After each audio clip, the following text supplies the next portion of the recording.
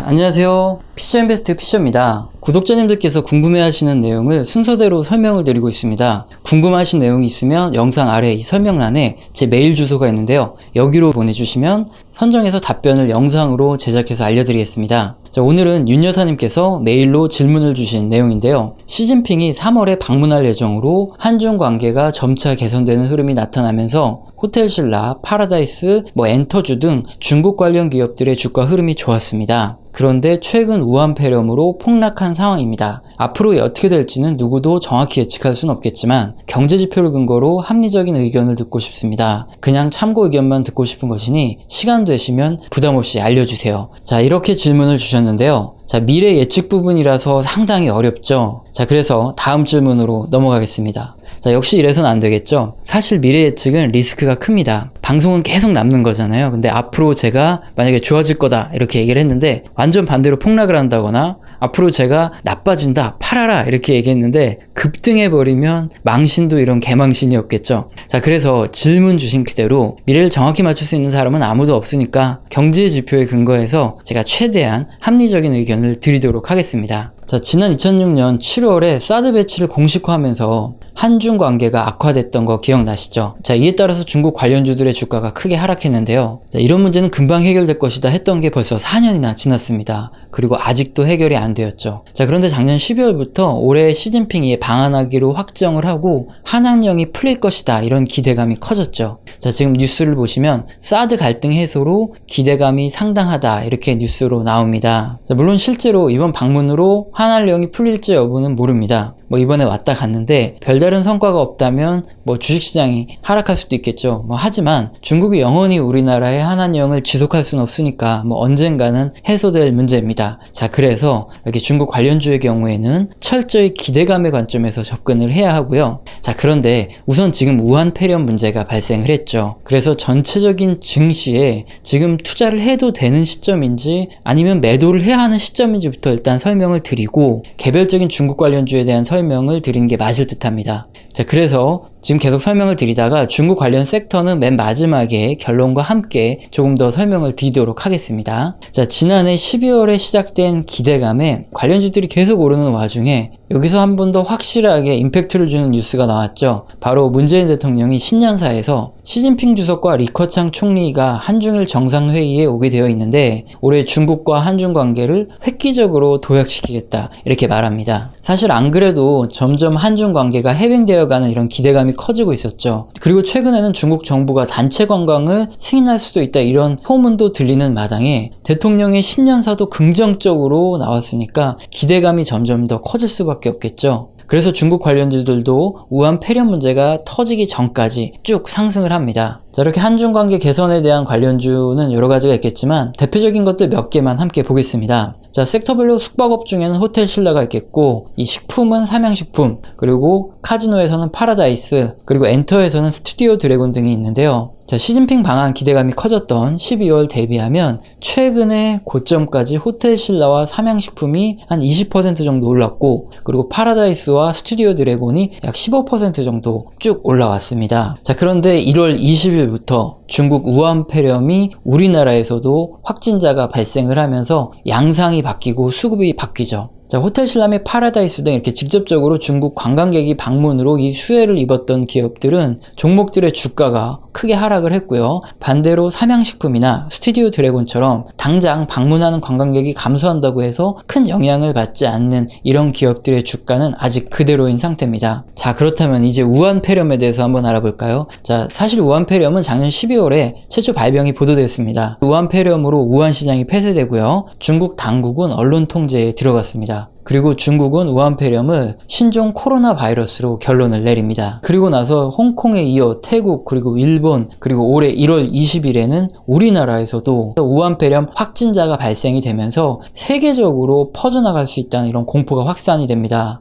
자, 그래서 이때부터 이 중국 관광객이 인바운드 관련주는 하락을 하기 시작했죠. 자, 최근에 블룸버그 통신에서는 우한 폐렴 확진자 수가 세계에서 현재 2,000명 이상일 것으로 보도를 하고 있고 중국에서도 이 확진자를 막기 위해서 해외 단체 관광을 중단한 상태입니다. 우한 폐렴 관련해서 현재 시점에서 가장 큰 문제는 두 가지인데요. 먼저 중국 정부가 바이러스 통제를 제대로 못하고 있기 때문에 중국 경제 활동 감소로 경제 성장률이 크게 둔화될 수 있다는 게 첫 번째 우려입니다. 그래서 뉴스를 보시면 얼리안스 번스타인부터 블룸버그 등 이 부정적인 전망이 이어지고 있죠. 자, 그리고 BBC에서 뉴스 기사를 보시면 세계 경제가 입을 피해도 규모를 추산하기 어렵다 하면서 잔뜩 공포심을 유발합니다. 자, 그래서 정말 어느 정도 앞으로 확산이 되고 증시에도 어떤 영향을 미칠지 이 부분은 조금 뒤에서 자세히 설명을 드리고요. 두 번째 문제는 중국의 축소 발표입니다. 자, 다수 전문가들은 실제 중국은 우한 폐렴 확산에 대해서 숨기고 있다고 말하고 있죠. 또한 최근 인터넷에서 떠도는 우한의 실제 상황 영상을 보면 병원에 환자들이 너무 많아서 진료를 받지 못하는 이런 상황까지 보여줍니다. 자, 결국은 과거 질병을 숨기고 빠르게 대처하지 못했던 이 관행은 지난 2002년에 중국에서 발생한 사스 당시와 지금 우한 폐렴과 상당히 유사하다는 것입니다. 자, 그렇다면 현재 우리가 우한 폐렴 사태로 정말 지금이 투자를 해야 하는 시기인지, 또는 BBC나 블룸버그 통신의 발표처럼 앞으로 글로벌 경제 성장률이 둔화될 우려가 있으니까 주식을 전부 팔아야 될 시점인지를 예측해 보려면 과거 사스와 메르스 유행 당시의 세계 경제 및 증시의 움직임을 비교해 보는 것이 조금 더 합리적으로 예측을 할 수 있는 방법이 될 겁니다. 자, 그래서 역사를 보면서 앞으로 미래를 전망해 보겠습니다. 자, 우선 현재 유행하는 우한 폐렴은 신종 코로나 바이러스라는 겁니다. 자, 과거 세계를 공포로 몰아넣었던 메르스 그리고 사스 역시 모두 신종 코로나 바이러스입니다. 코로나 바이러스는 포유류 및 조류에서 호흡기 질환을 유발시키는 RNA 바이러스입니다. RNA는 자신의 유전자를 복제하는 동안에 돌연변이가 발생해도 스스로 고칠 능력이 없고요. 돌연변이의 발생 확률이 아주 높습니다. 자, 그래서 백신과 치료제를 만들기 힘든 이유인데요. 자, 백신을 우리말로 예방주사라고 하죠. 예방주사를 맞아서 면역력을 형성해도 이 돌연변이 유전자에 의해서 금세 다른 종류의 바이러스가 되어버리기 때문에 사실상 어렵게 만든 백신과 치료제가 무의미해지기 때문입니다. 자, 종류가 동일하니까 감염 경로도 동일하겠죠. 우한 폐렴의 감염 경로 또한 사스처럼 타액을 통해서 감염이 됩니다. 자, 그래서 최대한 타인과 접촉을 피하는 것이 좋고, 치료제 또한 없어서 몸에서 항체를 형성할 때까지 기다리는 수밖에 없는 거죠. 자, 이때도 치료제가 아닌 통증이나 호흡곤란을 완화하는 이런 약밖에 쓸 수 없다는 것도 동일합니다. 이렇게 우한 폐렴과 이 사스 뭔가 비슷한 점들이 많기 때문에, 자, 2002년 사스와 2020년 현재 우한 폐렴은 경제 및 증시에서도 여러모로 유사한 흐름이 나타날 가능성이 높다고 볼 수 있겠죠. 자, 그럼 순서대로 한번 살펴보겠습니다. 자, 사스는 지난 2002년 11월에 중국 광동성에서 발생을 했고요. 홍콩, 싱가포르, 베트남으로 확산되었고 이후 전 세계로 퍼져나갔습니다. 당시 매개동물은 사양 고양이였고 나중엔 관박쥐로 밝혀졌죠. 자, 그리고 메르스는 2012년 사우디아라비아에서 발병되었고요. 매개동물은 낙타였습니다. 자, 그리고 우리나라는 2015년에 확진자가 발생하면서 유행했습니다. 이 중에서 사스의 경우를 먼저 확인해 볼 건데요. 자, 사스는 지난 2002년 11월에 발생하고 중국과 홍콩 등지에서 집중적으로 감염자가 발생했습니다. 우한 폐렴과 일단 이 부분이 유사하죠. 그리고 2003년 4월이 피크였고요.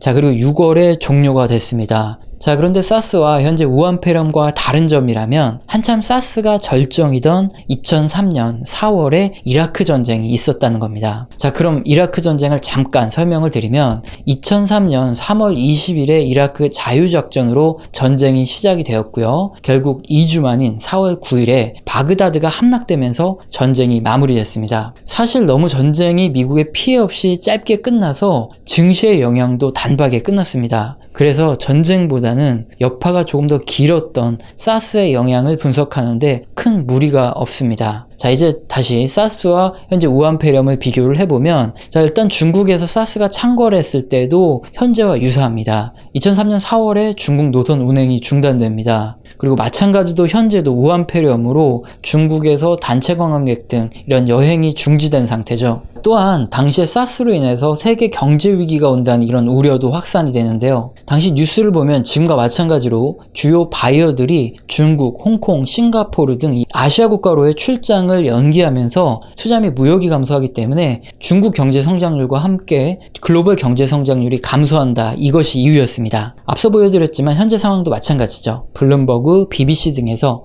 글로벌 경제 성장률이 둔화될 것을 전망을 하고 있습니다. 자, 그리고 지금도 중국은 우한 폐렴에 대해서 언론 통제를 실시하면서 제대로 된 대응을 하지 않은 것으로 드러나고 있죠. 그런데 2003년 당시 뉴스를 보시면 사스 때 중국이 발생 사실에 대해서 제대로 공개를 하지 않았기 때문에 이 사실이 드러나면서 중국 정부가 공개 사과하는 지경에 이르기도 합니다. 자, 그런데 사실 시간이 지나고 봤더니 2003년 4월은 사스가 가장 피크였던 지점, 그러니까 증시에는 가장 저점 구간이었으나 당시에 사스로 인한 수출 감소 등이 현실화되면서 글로벌 경제가 둔화될 것이라는 공포가 확산되었던 이런 시기입니다.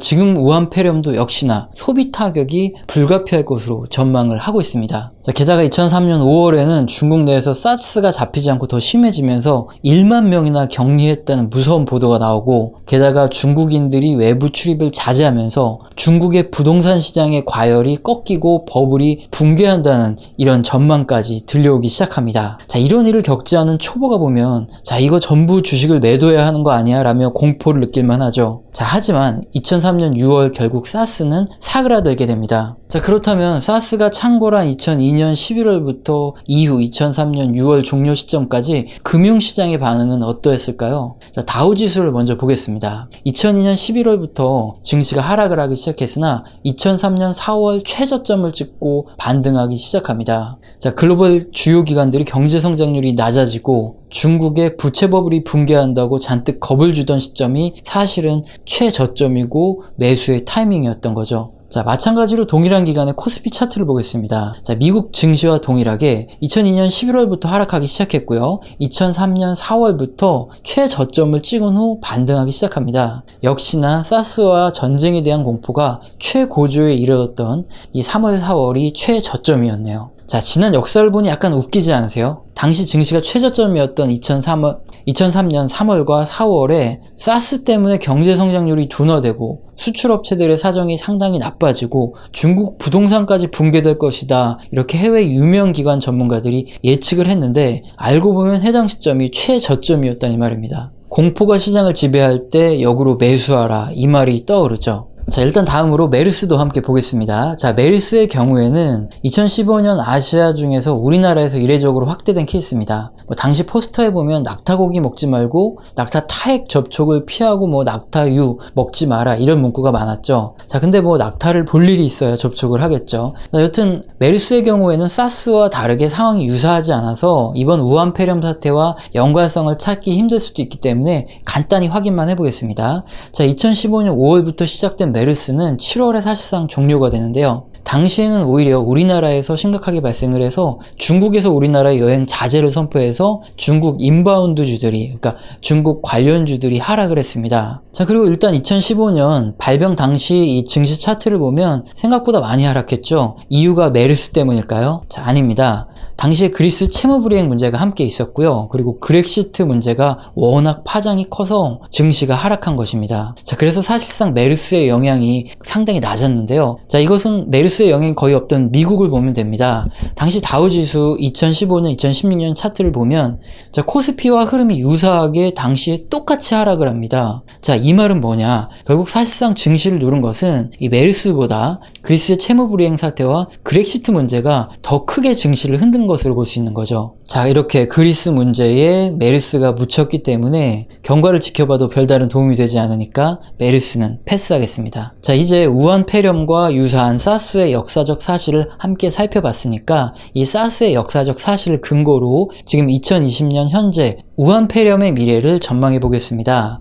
자, 앞으로 우한 폐렴이 확산되면서 2003년 당시 사스처럼 앞으로 확진자는 더 늘어날 거고요. 사망자도 늘어나고 아시아 지역의 수출이 감소하고 경제 성장률이 둔화될 수 있다는 이런 글로벌 주요 기관들의 의견과 레포트가 나올 겁니다. 그래서 우려가 지속적으로 제기되겠죠. 자, 그리고 앞서서 설명드렸던 대로 이 사스 그리고 메르스라는 게 완전히 불치의 병이 아니거든요. 따라서 이게 평생을 갈 수는 없고요. 꼭 일정한 시간이 지나면 해소될 이슈입니다. 자, 그런데 우리는 2003년 사스의 상황을 보면서 공포감이 가장 크게 시장을 지배하고 부정적인 전망을 쏟아내는 구간이 주식 매수의 최저점 구간이었다는 것을 확인했죠. 자, 결국 역사는 반복될 가능성이 높고 사람들의 행동 양식 또한 유사하기 때문에 앞으로 공포가 극에 달하는 이 시점이 매도의 타이밍이 아닌 매수의 타이밍 가능성이 높다는 결론이 나오죠. 자, 일단 전체적인 증시의 매수 타이밍인지 매도 타이밍인지 여부는 확인을 했으니 이제 앞서 말씀드린 대로 중국 관련주에 대해서 살펴보겠습니다. 결론부터 말씀드리면, 자, 시진핑이 방문하여 한한령을 철회할지 여부는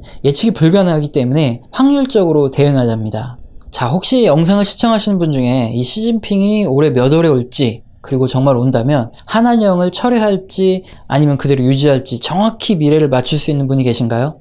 아마 한 분도 없을 겁니다. 저도 마찬가지로 예측을 할 수 없는데요. 왜냐하면 중국 정치인사들은 이 사적인 자리에서 정치 이야기에서 입을 딱 닫기로 유명합니다. 그래서 어느 자료를 찾아봐도 한한령을 해제할 수 있다는 이 분위기가 고조되고 있다는 것은 모든 뉴스 기사든 자료에서 많이 나오고 있는데, 이번에 어떤 대화가 나올지는 전혀 나오지 않고 있습니다. 자, 그렇기 때문에 기대감으로 대응을 해야 하는데요. 자, 우선 최악의 경우라면 이번 방한 이후 직접적인 한한령에 대한 언급이 없는 것입니다. 자, 그렇게 되면 기대감에 많이 올랐던 증시는 좀 하락을 할 수도 있겠지만, 언급이 없더라도 관광 허가가 나거나 연예인의 중국 출연 소식 또는 컨텐츠가 중국어로 팔린다, 이런 뉴스들이 들려올 때마다 기대감은 점점 커지겠죠. 앞서 설명드렸지만 중국이 영원히 우리나라의 한한령을 계속 유지할 리는 없기 때문에 언젠가는 해소될 이슈이기 때문입니다. 자, 반면 이번 방문으로 한한령이 당장 해제된다면 관련주는 추가 상승이 가능하겠죠. 자, 그거보다 더 중요한 기대감이 있습니다. 이게 뭘까요? 자, 바로 시진핑이 방문하기 전까지는 기대감은 확실히 살아 있을 것이라는 겁니다. 자, 우선 양회가 끝나고 4월에 방문할지 아니면 5월에 방문할지 아니면 더 빠르게 3월에 방문할지 이거는 정확하진 않습니다. 현재는 5월에 방문한다 이런 얘기가 좀 많이 나오고 있는데요. 자, 기대감이 살아있다면 우리는 어떻게 하는 게 맞을까요? 자, 그럼 초보자분들을 위해서 이 기대감으로 주가가 어떻게 반응하는지 이것을 설명드리겠습니다. 일단 기업의 구조는 자산과 부채, 자본으로 구성됩니다. 이때 자산에서 부채를 빼면 자본이 되는 거고요. 자, 이전 영상에서도 제가 설명을 드렸죠. 자, 그런데 만약 이런 회사가 부도나면 돈은 대체 어떻게 배분이 될까요? 자, 법정 관리 이후에 기업이 최종적으로 부도 처리가 되면 기업은 이 총 자산에서 국가에 내야 될 세금이나 공과금 그리고 직원들의 급여 등을 먼저 준 후에 이 남아있는 자산으로 분배를 시작합니다. 자, 이때 가장 먼저 담보부 채권이 있다면 이게 가장 우선순위가 되고요. 나머지 회사채나 어음 등 자, 이 채권자들에게 우선적으로 배분을 해줍니다. 자, 그렇게 전부 채권자들이 나눠 갖고 나서 남아있는 금액이 있다면 주식 보유자들에게 공평히 나눠주게 되는데요. 자, 그런데 보통 이렇게 회사가 망하고 나면 채권자들이 전부 다 가져가고 나면 오히려 줄 돈이 없는 경우가 많겠죠. 그리고 대부분 법정 관리가 진행되고 부도 처리가 되게 된다면 주식을 보유한 주주들은 거의 한 푼도 돌려받을 수 없는 게 현실입니다. 자, 결국 재무구조가 우량하지 않은 이런 회사라면 실질적인 주식의 이 청산 가치는 제로라고 볼 수 있는 거죠. 자, 그렇기 때문에 주식의 가치가 기대감 아니면 심리 등 이런 것들에 상당한 영향을 받는다는 것입니다. 자, 그럼 여기서 이론적인 내용만 봤을 때 만약 회사가 망해도 내가 매수한 주식의 원금 또는 그 이상을 돌려받을 수 있는 이런 주식에 투자하면 되겠네, 이런 생각이 들겠죠. 자, 이게 바로 BPS, 주당 순자산이라고 하는데, 이 자산에서 부채를 뺀 이 자본을 주식수로 나눴을 때 이게 얼마인가, 이게 BPS죠. 자, 그런데 현실에서 봤을 때 대부분 기업의 주가는 주당 순자산보다 높습니다.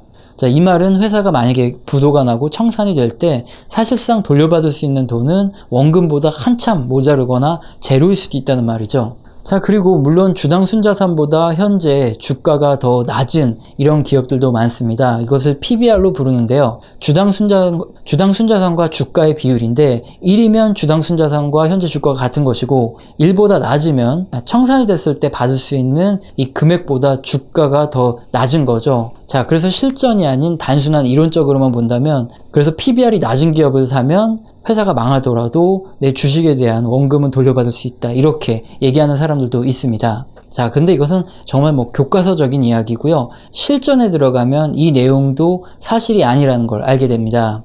자, 만약에 기업이 법정 관리에 들어가면 실제로 만약에 기업이 법정 관리에 들어가면 어떻게 되는지 알고 계신가요? 자, 대부분의 기업이 법정 관리에 들어가면 부도를 내는 경우보다는 회생 신청이 받아들여지는 경우가 훨씬 더 많습니다. 자, 이렇게 회생 신청이 받아들여질 경우에 출자 전환과 함께 감자, 유상증자가 반복되면서 주가가 엄청나게 떨어지는데요. 자, 그래서 어쨌든 PBR이 1 이하인 기업이더라도 원금에 상당한 손실을 입게 되는 경우가 많습니다. 자, 이게 무슨 말인지 정확히 설명드리면, 자, 흑자도산이라는 말이 있죠. 자, 우리나라는 발생주의의 회계 시스템이기 때문에 매출이나 이익이 발생한 시점에 그것이 장부에 기록이 됩니다. 자, 그런데 기업 간의 거래에서 이렇게 즉시 현금 결제해주는 경우가 있을까요?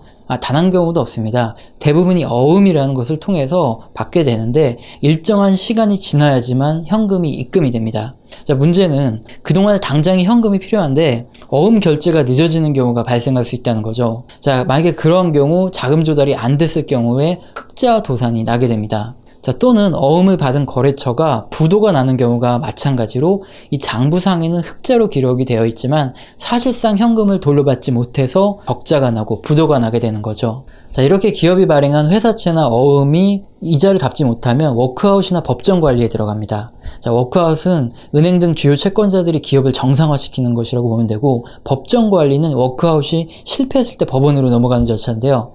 이 법정 관리가 받아들여지면 법원에서는 자산에 대한 실사를 하게 됩니다. 자, 현재 공시되는 기업의 재무제표가 아닌 재고자산이나 회수되지 못한 매출채권, 자, 부동산의 실적 가격 등을 기준으로 해서 회수 가능 실제 자산에 대해서 측정이 이루어지는데, 제가 실제로 법정 관리에 들어간 여러 개 기업들의 실제 결과를 지켜보면 대부분 현재 공시되는 기업의 자본의 절반도 못 미치는 실사 결과가 나옵니다. 자, 이렇기 때문에 현재 주당 순자산보다 주가가 절반 수준인, 그러니까 PBR이 뭐 0.5 정도 되는 기업이 아니라면 최악의 경우라도 안전하다고 말할 수 없는 거죠.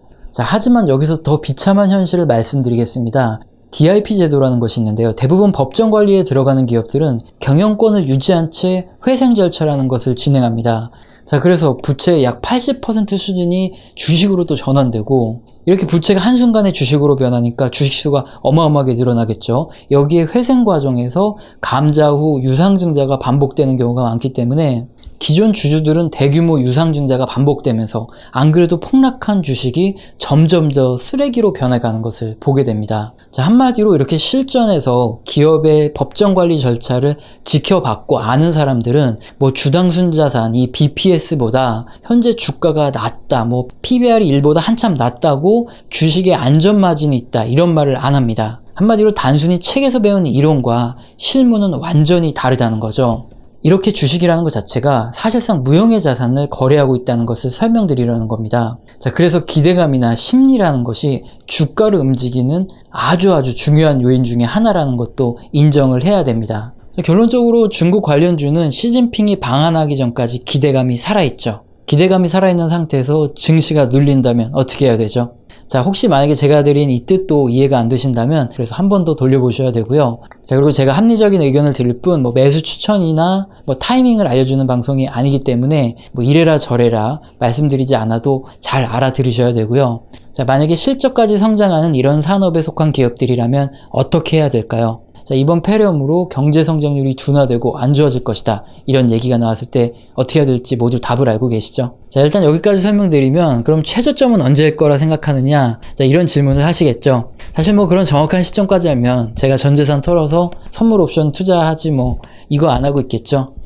그래서 어느 시점이 저점일지 모르니까 분할 매수로 대응하시라 말씀을 꼭 드리고 싶습니다. 단 지금은 어찌되었든 경기 확장이 후반부라고 말씀드렸죠. 그래서 레이트 사이클이기 때문에 전체 자산 중에 40% 이상은 채권을 보유하고 있어야 됩니다. 그래서 몰빵하고 그러다가 한 방에 갈 수 있으니까 위험 자산과 안전 자산의 비율을 꼭 지키신 상태에서 언제가 최저점일지 모르니까 분할 매수로 대응해라. 자, 이게 핵심이네요. 자, 오늘 영상도 마음에 드셨다면 구독과 좋아요는 꼭 눌러주시고 지속적으로 시청 부탁드립니다. 감사합니다.